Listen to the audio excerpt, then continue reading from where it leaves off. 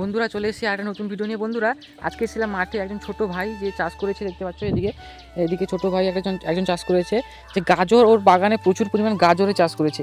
তো আমি একটু গাজর দেখাবো। যারা এটা কত মাসের ফসল হয়েছে, কত দিনে? এটা 4 মাসে।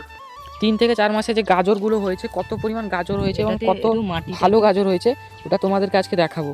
আর এটা ভালো করে করলে গাজরটি ভালো হবে।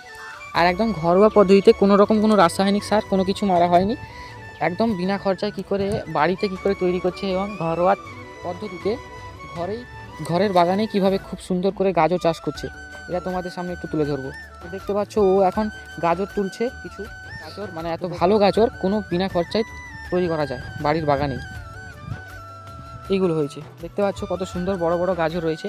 এই গাজরগুলো তোমরাও চাইলে বাড়িতে কোনো নার্সারি বা কোনো জায়গা থেকে বীজ এনে বাড়িতে বুনে নিতে পারো, বা কোনো সিডস দোকান থেকে বীজ এনে বুনে নিতে পারো, যেখান থেকে এই গাছগুলো হবে এবং খুব কম খরচায় এবং খুব অর্গানিক ওয়েতে খুব ভালো ভালো গাজর হবে। দেখতে পাচ্ছ খুব ভালো ভালো গাজর হয়েছে। যেখানে ভালো মাটি তৈরি করা হয়েছে সেখানে ভালো গাজর হয়েছে। যেখানে মাটি ভালো করে করবে, যতটা মাটি পারো কুপিয়ে দিবে। এতে কোনো রাসায়নিক সার দেওয়া হয়নি না? রাসায়নিক সার নয়, মানে শুধু একদম অর্গানিক জৈব সার দিলেই হবে। হ্যাঁ, অর্গানিক সার দিয়ে তৈরি করেছে। দেখতে পাচ্ছ অনেকটাই রয়েছে, অনেকটা জুড়ে রয়েছে, যেখানে বীজগুলো বুনে দেওয়া হয়েছিল, যার ফলে প্রচুর পরিমাণ গাজর হয়েছে।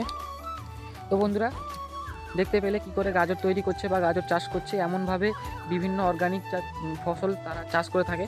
তো এইভাবে ভিডিওটা শেষ করছি আজকে। দেখা হচ্ছে অন্য কোনো ভিডিওতে।